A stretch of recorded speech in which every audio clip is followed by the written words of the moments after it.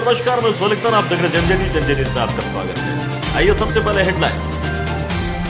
Lockdown का मजाक उड़ाता बलोचा चौक। झंझारपुर आरएस बना झील, दे रही है कई महामारी को दावत।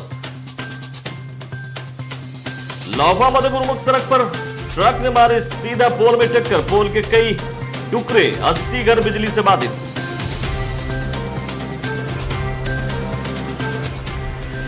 लखनऊ थाना में 4 बोतल के साथ पीने वाले 2 धराए, 1 फरार, 2 को भेजा जेल।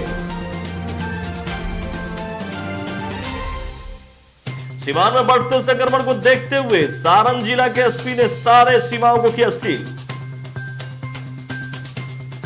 सब डिवीजन के कई थाना में चौकसी तेज, जिसमें लखनऊ बहुत ही आगे। खबरें विस्तार से। आइए सबसे पहले नजर डालते हैं कोरोना अपडेट्स पर।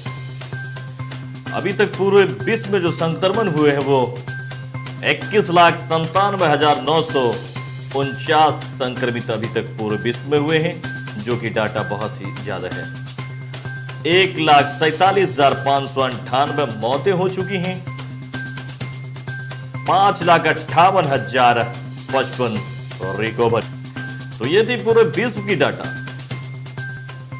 आइए अब नजर डालते हैं भारत पर। 13,703 केसेस संक्रमित के हो चुके हैं भारत में, जबकि 457 मौतें हुई हैं और 1,836 रिकवर करे हैं। तो ये है भारत के हालात फिलहाल। अब आइए नजर डालते हैं बिहार पर। बिहार में अभी तक 84 संक्रमित हो चुके हैं, जो कि काफी तेजी से बढ़ रहा है बिहार, जिसमें से कि 1 मौत और 37 रिकवर करे हैं। तो ये बिहार का डाटा है। तो आइए अब नजर डालते हैं विस्तार से खबरों पर। लखनऊ थाना क्षेत्र के अंदर एक चौक आता है, जो कि लौफा से तकरीबन 2 से 3 किलोमीटर आगे और तमोरी और लौफा के बीच में ये अवस्थित है। यहाँ बहुत सारे दुकानें हैं और लॉकडाउन में आपको जब वहां पहुंचेंगे 4 बजे के करीब, जब मैं वहां पहुंचा तो किसी भी दुकान पे किसी तरह का रिस्ट्रिक्शंस नहीं दिख रहा था।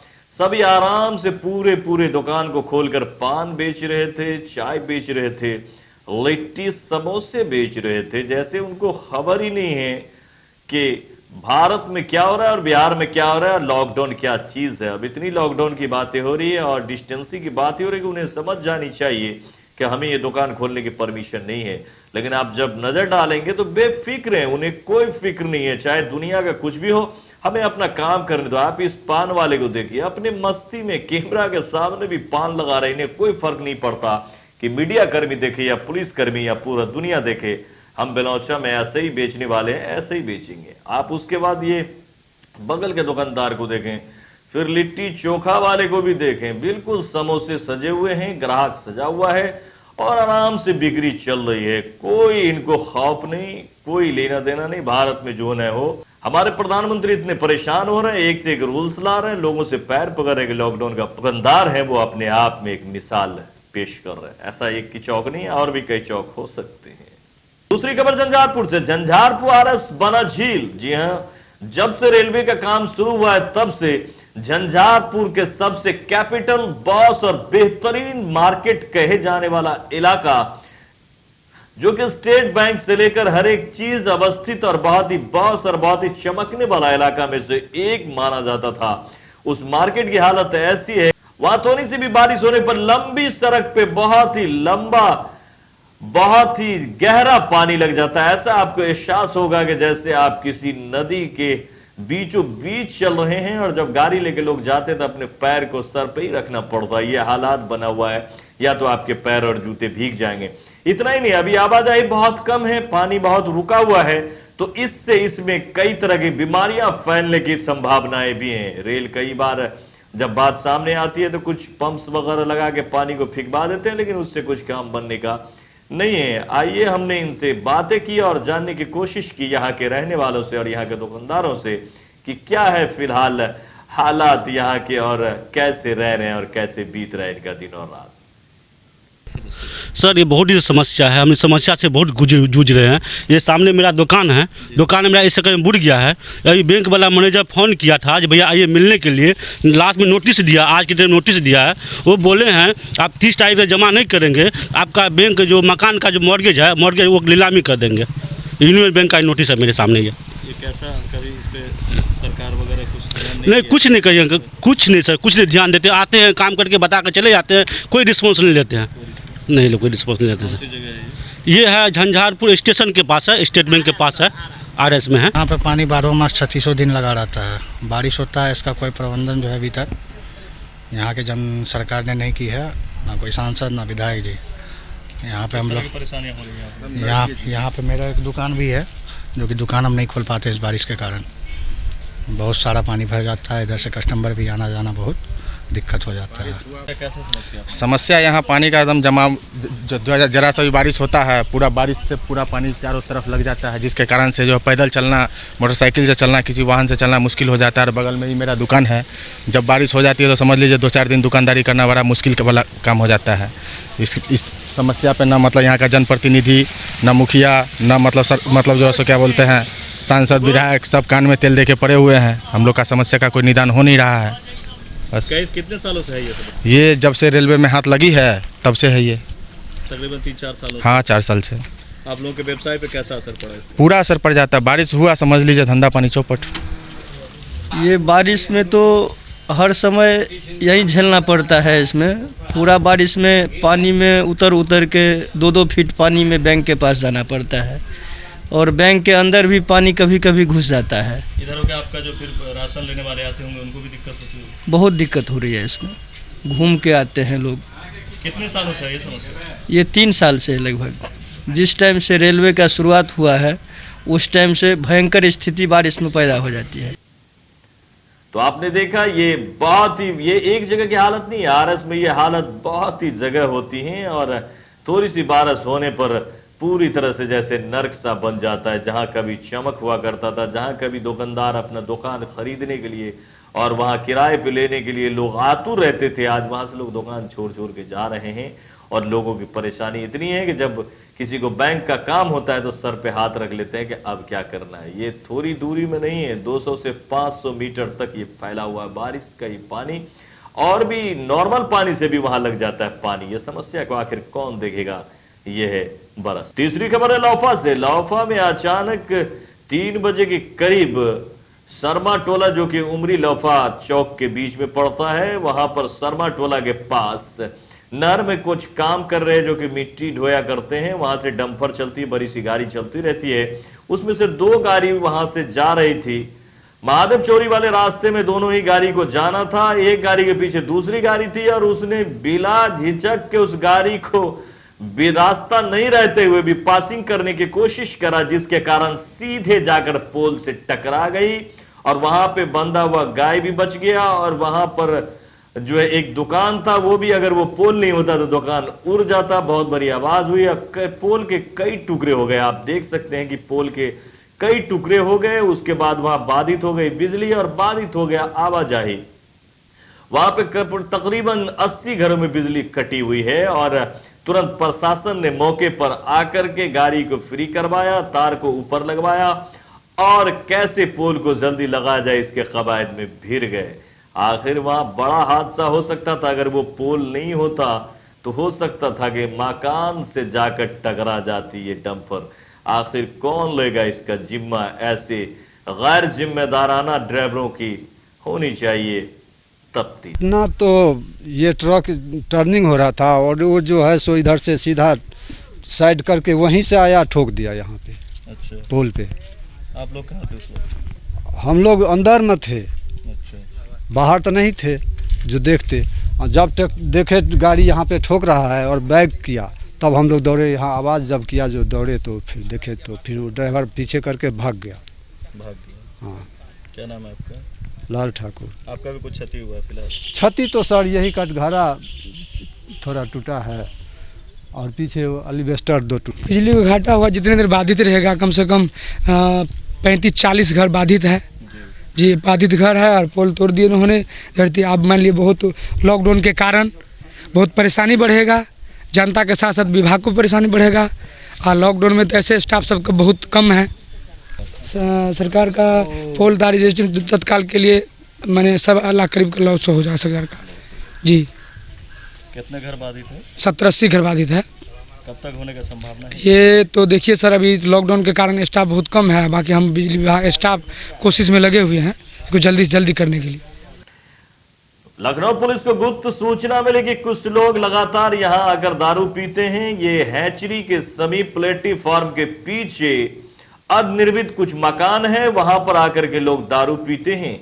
ये बात की जानकारी मिलते ही पुलिस ने जब वो अपनी दबिश बढ़ाते वहां पे छापेमारी किया तो 4 बोतल शराब के साथ 2 धराए, जबकि एक भागने में कामयाब रहे, जिसमें से एक जोगेंद्र महतो सन ऑफ बिरकू महतो रहिका के निवासी हैं और दूसरे सन ऑफ रामदीन सिंह, दोनों को गिरफ्तार करके पुलिस ने हिरासत में लेते हुए जेल भेज दिया है। जबकि फरार मोहम्मद निजाम की तलाश की जा रही है। 3 जने वहां थे जो कि शराब पीने के लिए वहां जमा हुए थे, पुलिस का कहना है, और उसमें से 2 को गिरफ्तार करके पुलिस ने जेल भेज दिया है।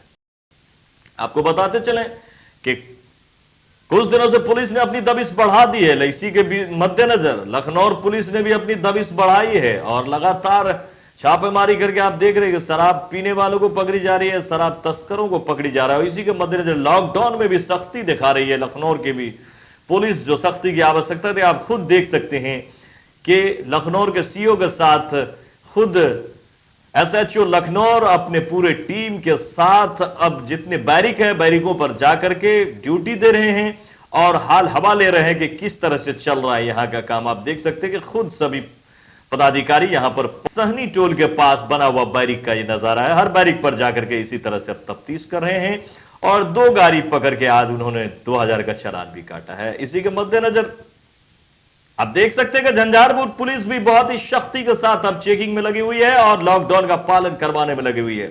इसी के मद्देनजर अभी समिया ढलान पर यह टीम थी और जिसमें इन्होंने 20 बार में 20,500 का चालान भी काटा है, तो यह सख्ती दिखाई जा रही है। जबकि आप देख सकते हैं कि रुद्रपुर पुलिस भी अपने पूरे बटालियन के साथ ऑन वे हैं और वो भी ड्यूटी सख्ती के साथ अब लॉकडाउन करने में लगे हुए हैं। तो अब लग रहा है कि पुलिस बहुत ही सख्ती के साथ अब नजर आने वाली है और सड़कों पे भीड़ हटने वाली है। अगली खबर है सारण जिला के छपड़ा से। छपड़ा सीमा में कोरोना के बढ़ते दायरा से सारण जिला के सीमा को सील किया गया है। जिले के बॉर्डर पर तैनात पुलिस कर्मियों को स्थानीय ग्रामीणों ने फूल बरसाकर स्वागत किया।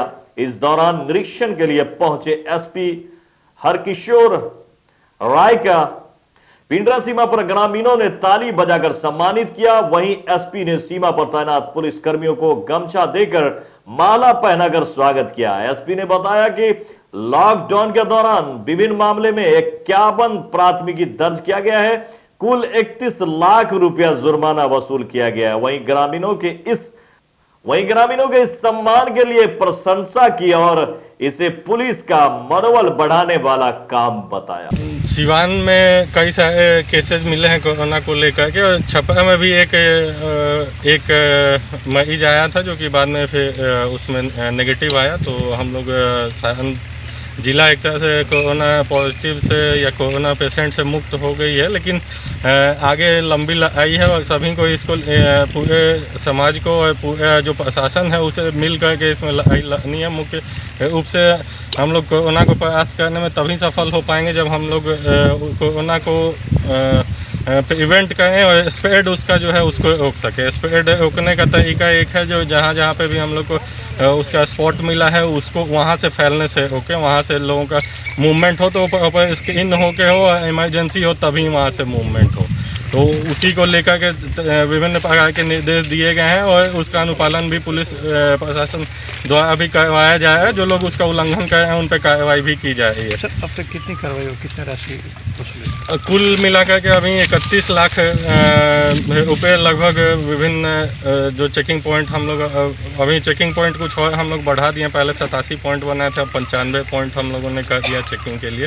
तो 95 चेकिंग पॉइंट पे कुल लगभग 31 लाख के लगभग जुर्माना की वसूली की जा चुकी है और 51 FIR हम लोग अभी तक रजिस्टर किए हैं, जिसमें कि 60 से ज़्यादा लोगों को गिरफ्तार करके जेल भी भेजा गया। इसमें विभिन्न प्रकार के उल्लंघन के मामले हैं, जिसमें कि कला बजाई को लेकर भी FIR किया गया है और जो नियम है उसका उल्लंघन करते हुए बेवजह घूमे हैं उन लोग पे भी FIR किया गया है। जो परमिटेड दुकान है उसके अलावा जो लोग दुकान खोले हैं उन पे भी कार्रवाई की गई है। तो कुल मिलाकर के होलिस्टिक इसमें कार्रवाई की जाएगी, आगे भी निरंतर इसमें कार्रवाई जारी रखी जाएगी। अभी जो भी इंस्ट्रक्शन है उसमें फ़िलहाल यही है कि 20 अप्रैल तक तो लॉकडाउन जैसे पहले से चला था वैसे चालू रहेगा।